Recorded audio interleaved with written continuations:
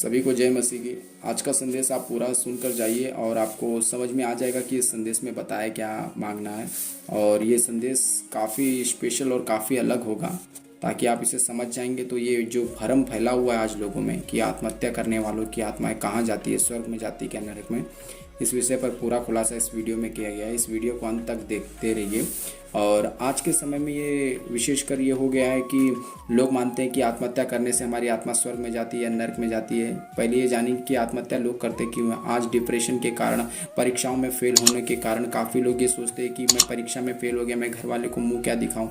इसके कारण वो आत्महत्या कर लेते हैं। डिप्रेशन के कारण, लव मैरिज के कारण, प्रेम संबंध के कारण लोग ये सोचते हैं कि अब मेरे पास कुछ नहीं बचा है, अब मैं लोगों के सामने मुँह नहीं दिखा सकता, मेरा इतना गहरा प्रेम संबंध था, अब वो मुझसे दूर हो गया। इसके वजह से वो आत्महत्या कर लेते हैं। उनके पास एक विकल्प आता है कि आत्महत्या को छोड़कर हमारे पास कोई विकल्प नहीं है, और वो लास्ट में ये सोचते हैं कि हम आत्महत्या कर लेंगे। लेकिन मेरे प्रिय भाई और बहनों, आत्महत्या करना कोई विकल्प नहीं है। आत्महत्या आप कर लेते हैं जिसके कारण आपकी मृत्यु हो जाती है। और भारत में हर 5 मिनट में एक व्यक्ति आत्महत्या करता है। और आत्महत्या करने वालों की आयु कम से कम 15 से 30 साल की आयु की होती है। और लगभग इसमें ज़्यादा करके जवान लड़के और लड़कियां शिकार होती है आत्महत्या करने की। और ज़्यादा करके उनका यही डिप्रेशन कि मैं एग्ज़ाम में फेल हो गई, मैं अपने लव मैरिज में फेल हो गई। एक समय ऐसा होता है कि जवान युवतियों का गहरा संबंध होता है, वो अपना सब कुछ उस लड़के को सौंप चुकी होती है, लेकिन फिर भी इस समय ऐसा आता है कि घर वाले नहीं मानते और घर वाले उन्हें मना कर देते, जिसके कारण वो आत्महत्या करने का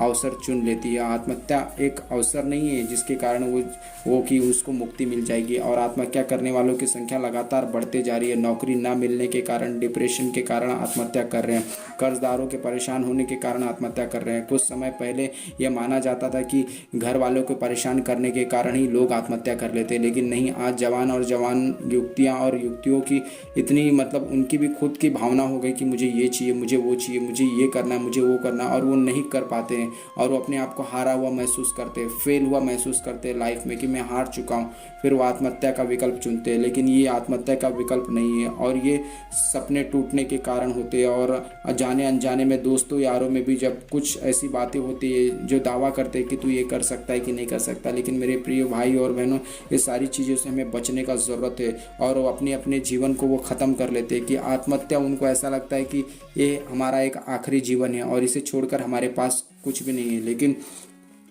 कुछ भी नहीं है। और उनके जीवन में असफलता आने के अन्य कारण हो सकते हैं, जैसे कि वो किशोर अवस्था से गुजर रहे हैं और वो आकर्षित हो जाते हैं किसी लड़कियों के तरफ, किसी महिलाओं के तरफ, और उन्हें ये आकर्षण को वो प्रेम मान बैठते हैं, और जिसके कारण वो अपने लाइफ में फेल हो जाते हैं। तो फिर वो आत्महत्या करने के बारे में सोचते हैं। और ऐसे कई आत्महत्या के केस हम देखते हैं। आज हमारे भारत देश को स्वतंत्र हुए इतने साल हो गया, लेकिन फिर भी इस देश में कोई बदलाव नहीं आया। एक समय ऐसा आता है कि एक जवान युवतियाँ प्रेम संबंध में आगे बढ़ जाते हैं, और आगे बढ़ जाते हैं वो अपना सब कुछ उस लड़के को सौंप चुकी होती है, और अंत में वो सोचती है कि मैं इसी से शादी करूँगी। लेकिन घर वाले के दबाव के कारण वो विवाह से अलग हो जाती है। अंतरजातीय विवाह के कारण उसका विवाह नहीं हो पाता है। तो वो लास्ट में यही सोचती है कि अब मुझे आत्महत्या करना चाहिए, और ये उसका एक विकल्प बन गया होता है कि उनको कुछ समझ में नहीं आता, यही सोचते हैं कि हम आत्महत्या कर लेंगे। लेकिन आपको जानकर आश्चर्य होगा कि आज ये केस बढ़ता ही जा रहा है, और जवान लड़कियां और लड़कियां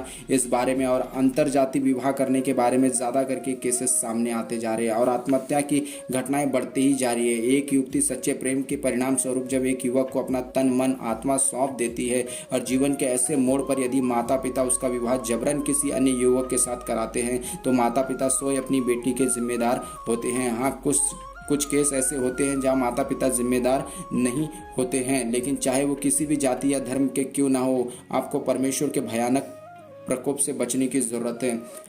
आज देश को आज़ाद हुए इतने साल हो गए, फिर भी जाति धर्म के कारण कितने लोगों की आत्महत्या होते जा रही है। आपको ये बात जानकर आश्चर्य होगा कि बाइबल इस बारे में क्या कहती है। बाइबल इस बारे में बिल्कुल भी साफ बताती है कि बाइबल में जो आत्महत्या करने वालों की संख्या 2 जन है। पहला शाऊल राजा जो आत्महत्या किया, दूसरा यहूदा इस्करियोती जो प्रभु यीशु के साथ रहता था। और बाइबल में इन दोनों की ही आत्मा कहाँ गई, इस बारे में बाइबल में बिल्कुल भी कहीं नहीं बताया गया कि इन दोनों की आत्मा कहाँ गई है। लेकिन इस बात का खुलासा कर देना ज़रूरी हो गया है कि आत्महत्या करने वालों की आत्मा कहाँ जाती है, क्योंकि इस बात को बताना ज़रूरी है। और सारी बातें इसमें मैं आपको बताना देना चाहता हूँ। और बहुत ही जल्दी धरती पर शैतान का राज्य आने वाला है। और शैतान दावा करते हैं कि जो आत्महत्या करते हैं ना ही उनकी आत्मा स्वर्ग में जाती है, ना ही उनकी आत्मा नरक में जाती है। वो बीच में रुक जाते हैं क्योंकि उनकी उम्र नहीं होती है और उनकी आत्माओं को मुक्ति नहीं मिलती। वो वायुमंडल में, इसी वायुमंडल में वो भटकते रहते हैं और शैतानवादी उन्हें अपने वश में कर लेते हैं और शैतानवादी उनसे अपने वश में करके उनसे काम करवाते हैं। और शैतानवादी ये दावा करते हैं कि वो एक आत्मिक सेना तैयार कर रहे हैं ताकि जब प्रभु यीशु का दूसरा आगमन होगा तो लड़ने के लिए वो अपने लोगों को जमा कर रहे हैं। तो इसलिए वो जवान युवक और युवतियों पर अपना प्रभाव डालते हैं। जैसे सुसाइड की स्पिरिट होती है, जैसे आत्महत्या करने की एक स्पिरिट होती है, उसे वो प्रभाव डालते हैं, वो टेंशन में उन्हें डालते हैं जिस तरह वो आत्महत्या कर ले और आत्महत्या उनका आखिरी विकल्प हो। और उस कारण जब वो मर जाते हैं तो शैतान उनकी आत्माओं को कब्जा कर लेता है ताकि अपनी सेना बना सके, अपनी तैयारी बना सके। लेकिन बाइबल इस बारे में ये भी कहती है कि सबोपदेशक 12वां अध्याय 7 वचन इस प्रकार कहता है, तब मिट्टी जो की तो मिट्टी में मिल जाएगी और आत्मा परमेश्वर के पास चली जाएगी जिसने उसे दिया है। तो ये बात स्पष्ट है कि बाइबल में बताया गया कि आत्मा परमेश्वर के पास चली जाएगी, लेकिन आत्मा परमेश्वर के पास, उनकी ही आत्मा परमेश्वर के पास चली जाती है जो नेचुरल डेथ के कारण मर जाते हैं। परमेश्वर ने एक स्थान ठहराया हुआ है कि मरने वाले की आत्मा उसके निश्चित समय पर वो ठहराए हुए स्थान में चले जाएगी। लेकिन यहाँ पे आत्महत्या करने वाले की आत्मा, जो परमेश्वर ने उन्हें आत्मा दिया है, वो परमेश्वर के विरुद्ध में होकर, वो परमेश्वर के ठहराए हुए स्थान के विरुद्ध में होकर वो अपने जीवन को नाश करने के बारे में सोचते हैं। जो परमेश्वर के विरुद्ध में की जाती है वो आत्महत्या है, वो कभी भी परमेश्वर के ठहराए हुए स्थान में नहीं चली जाती। और यहाँ साफ उत्तर है कि शैतानवादी उनकी आत्माओं को अपने वश में कर लेते हैं, कैद कर लेते हैं और वो भूत बनकर शैतान की सेवा करते हैं। और एक बात मैं आपको बता देना चाहता हूँ कि नियर डेथ एक्सपीरियंस इसके बारे में क्या कहता है। कुछ लोग आत्महत्या करने के कुछ समय बाद जब जिंदा हो जाते हैं, जैसे नियर डेथ एक्सपीरियंस, तो वो ऐसी भयानक कल्पना करते हैं कि उनका जीवन जब वो जिंदा थे वो, तो वो बताना चाहते हैं कि मरने के बाद उनकी दशा 10 गुना और नरकी हो जाती है। शैतान उनसे काम करवाते, भूत बनकर उन्हें अपने कैद में कर लेते हैं और उनसे काम करवाते हैं और उनकी जीवन और नरक की ओर बढ़ने लग जाती है। तब वो सोचते कि उन्होंने आत्महत्या करके कितनी बड़ी भूल कर दी। मेरे प्रिय भाई और बहनों, आपको याद रखना चाहिए कि आत्महत्या करने से पहले, आत्महत्या करना कोई आखिरी विकल्प नहीं है। आत्महत्या करना कोई मानसिक तनाव से मुक्ति नहीं है। आत्महत्या करना कोई मुक्ति का रास्ता नहीं है। ये शैतान का भ्रम है। कई लोगों को, उन्होंने जो मृत्यु के निकट होने का अनुभव किया है, वो इस बात को बताते हैं कि आत्महत्या करना कोई आखिरी निकट नहीं है। आप सोचते हैं कि हम आत्महत्या कर लेंगे, हम सारी चिंताओं से, सारी परेशानियों से हम आज़ादी पा जाएंगे, लेकिन नहीं। इसके बाद आपका ज़िंदगी और कभी नरक हो जाता है, और भी कठिन हो जाता है। लेकिन उस समय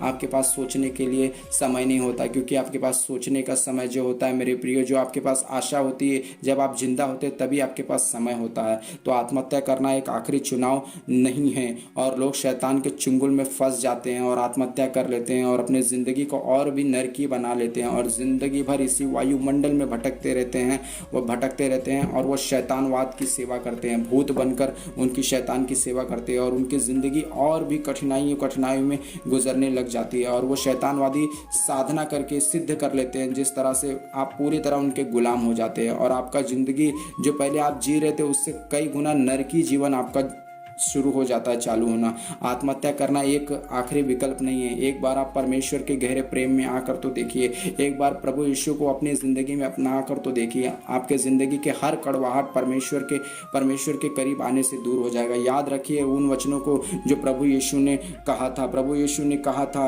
कि मत्ती 11वां अध्याय 28 से 29 वचन में प्रभु यीशु ने इस प्रकार कहा था, हे सब परिश्रम करने वालों और बोझ से दबे लोगों, मेरे पास आओ, मैं तुम्हें विश्राम दूंगा और तुम अपने मन में विश्राम पाओगे। प्रभु यीशु इस प्रकार कहता है कि ये बहुत से थके हुए लोगों, ये संसार से थके हुए लोगों, मेरे पास आओ, मैं तुम्हें विश्राम दूंगा। मेरे प्रिय, आत्महत्या करने से पहले इस बात को याद रखिए, इस परमेश्वर के इस वचन को याद रखिए कि परमेश्वर इस प्रकार कहता है, प्रभु यीशु इस प्रकार कहता है कि हे वो सब परिश्रम करने वालों, हे सब मेहनत करने वालों और बोझ से दबे हुए लोगों, कर्जों से दबे हुए लोगों, परेशानियों से दबे हुए लोगों, मेरे पास आओ, मैं तुम्हें विश्राम दूंगा और तुम अपने जीवन में विश्राम पाओगे। प्रभु यीशु इस प्रकार कहता है। आपको याद रखिए, परमेश्वर के पास आपको आने की ज़रूरत है, प्रार्थना में बढ़ने की ज़रूरत है। आत्महत्या करना कोई विकल्प नहीं है। जब आप आत्महत्या करते तो आपका जीवन 10 गुना और नरक में जाने लग जाता है। आत्महत्या करना कोई विकल्प नहीं है। प्रार्थना कीजिए, परमेश्वर में बढ़िए। और आखिरी आंसर मेरा यही है कि आत्महत्या करने वालों की आत्माएं ना ही स्वर्ग में जाती है ना ही नरक में जाती है। वो शैतानवाद उस पर कब्जा कर लेता है और भूत बनकर जिंदगी भर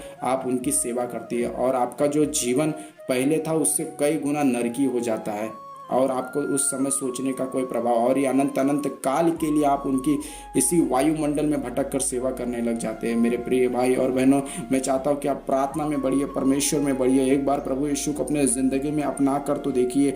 यीशु मसीह के प्रेम के कारण जो आपकी ज़िंदगी में कड़वाहट है वो बदल जाएगी। और प्रभु यीशु साफ कहते हैं कि हे बहुत से दबे हुए लोगों, मेरे पास आओ, मैं तुम्हें विश्राम दूंगा। और मैं आशा करता हूं कि आपको ये संदेश समझ में आया। अगर आप मेरे चैनल पर नए हैं तो मेरे चैनल को सब्सक्राइब कर लीजिए, शेयर कर लीजिए और लाइक कर लीजिए, क्योंकि आपका सब्सक्राइब मेरे लिए मोटिवेट होता है। इसी तरह के वीडियोस पाने के लिए मेरे चैनल को सब्सक्राइब कर लीजिए। परमेश्वर आपकी मन की आंखों को खोले। आमीन।